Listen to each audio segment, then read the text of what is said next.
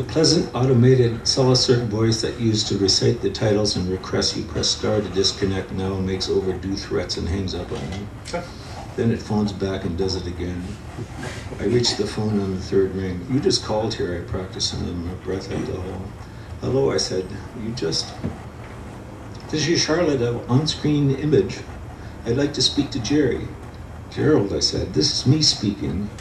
There is a producer looking for an extra your age. You're in your mid-40s? Mid-early, late 40s, I said. Despite the winter, a wasp flew in a half-inch of open window and buzzed around my head. What's your jacket size? 34. Neck, 11 inches, I hissed. I sneezed on wasp notes. That can't be right. 14 and a half then. And you weigh 145 pounds. 65K, she said. Sure, I said. How small? 5'9". I stood unmeasured. She was converting me to metric without my consent. The ringing in my ears disappeared. Men were hammering somewhere on the block. The toilet ran. The tap in the kitchen dripped. The wasp buzzed monotonously. You have brown eyes. Does it matter? They were off brown and your hair dark brown, graying some. Could I say that it's salt and pepper? Salt and pepper. Do you have a waiter's jacket? I have an excellent waiter's jacket. White linen with imitation ivory buttons. Do you have a tux? I can get one. I'm 5 minutes from Value Village. I have a good dark sport jacket that looks like one. Describe it. It's like a tux. Cummerbund. I can get one. I can make one. I got a few photos to show the director. If you get the role, I'll call you in an hour. If you don't hear from me, you didn't. Thank you, I said.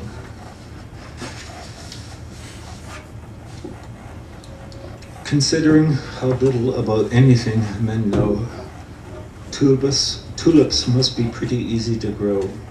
Surfeits of swing buds this sullen spring. Plans and work and effort do blossoms bring. Perfect cups asway, atop firm, supple stems, planted by two-fisted, green-thumbed men. A quiet insinuo, the moot on the botany. Red and white posies do break the monotony. The gardener bent over regarding the slug takes into account a hole must be dug. It is important that the bulb face a certain direction. He ponders, crouched down in circumspection. If the wrong end is pointed into the ground, the bud will blossom upside down.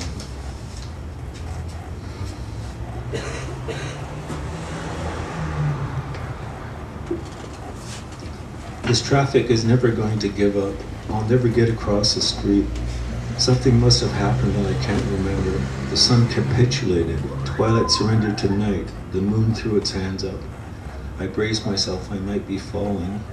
Ignored beauty is worse than beauty denied or laughed in the face at. Every time you make me cry, you harden your life with my taken back love. The sheets still smell of bloom, I murmur. I can almost name the linen mill. Just an old-fashioned avro with old-fashioned wings and a fabric all tattered and torn. Just a lazy old bomber all filled up with bang. One of the weavers wore scent. I can't sense any closer. I was sleepy, but there is no rest in the age of cowards. The mattress was too hard to have been slept on before. I woke alone in a motel room on East Hastings near the Pacific National Exhibition this year. Too late for the heyday of the peony. Too late for the heyday of heyday. Heyday was made at the Peony in those days, heyday made. Unconceived children spilling back into panties of girls hanging upside down on the Ferris wheel. Youngsters trying again in the bushes outside the grounds. The father throws a ring 20 times and can't win his daughter a plastic kitten. I was all alone in the Commonwealth.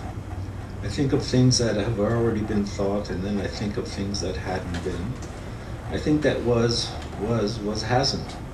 So he said, I haven't associated with the crazy long, and you're the first diagnosed braggart I've met. The waiter laughed as he worked the lunch counter at a restored Pioneer restaurant on West Pender since demolished, or so I told the group, as he dished out soup to two diners who took a booth. We'd like a booth, they said before the waiter began his story. You're crazy, everyone there laughed. I said, I'll never know what you say next, said the waiter. There's no counting on what you do. No impression of head had imprinted the pillows. I was the first one to sleep with one between my knees. It wasn't my bed, I could tell that. Nothing had been spilled on the carpet. The original complimentary postcard. The Gideon was still, the writing paper stationary. I looked from the window at the P&E, at the mountains, at Hastings Park. Maybe I had one of those hangovers you couldn't feel. My clothes weren't torn, but I couldn't remember what I was doing here. I looked down at the statue of the Miracle Mile guarding the park. John Landry looking the wrong way for Edmund Hillary. Some people have more numbers of dollars than you've got seconds left in your life, laughed one of the diners to the waiter, is what I told this guy Jack in my group. Try to explain professional detachment to an assassin. He slaps his knee. I left the hotel and walked downtown. It took me most of the day poking around and lying down on park benches, walking on roller coaster hips. There were arcs and vectors drawn in the aether, indicating shuffle. The curve of the foot, the curve overhead, trunk forward, forehead foremost, white flare of cloud into the blue curve. I bored up the hill like a drill through rock. I tore the block up to this sleazy grill I had no reason to come to, but felt like being at. There he was. I didn't know him, nor had I seen him around. Some people you know, but you don't see around. Some people you see around, but you don't know. I never seen this guy around, and I didn't know him. This is Charlotte, an on-screen image. I'd like to speak to Jerry. Gerald, this is him. The producer said you were too nondescript for the waiter part. Too nondescript. Well, no, he said you weren't nondescript enough. Oh, wait a minute. She said I could hear paper. What he said was that you were too nondescript. Well, which I said I should know about. He said you were too nondescript. Too much non-presence. Don't ever call us when we're busy. I'm getting near the end.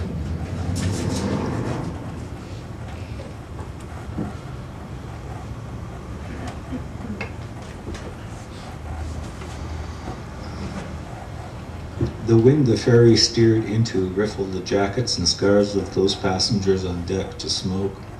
Styles of lighting a match in a headwind shared. The cigarette hand often needed to balance.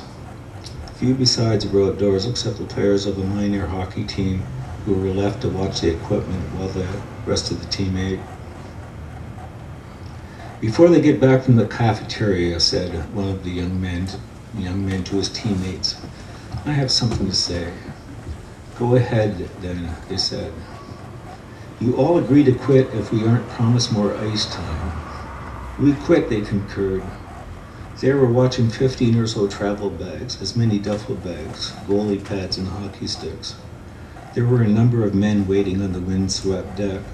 Too many to count, but less than 10. It's because of Buddy's predominance we don't get no playing time. You the man, they said.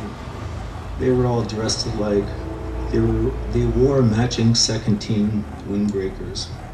The young man who spoke was a substitute defensive player.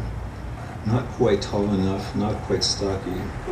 He stood by the catapult for the steel drum lifeboats holding a stick bag. If he comes back alone, as he usually does, then let's throw him overboard, he taunted. And we can write our own ice time. You guys got the pucks? Yeah, let's stop jockeying around, they shouted, get him. They raised their second string sticks. The wind erased the dialogue as it was spoken. They tried to shout above it. He waved his arms to his teammates' arousal. Let him finish, said one, and the first teammate spoke again.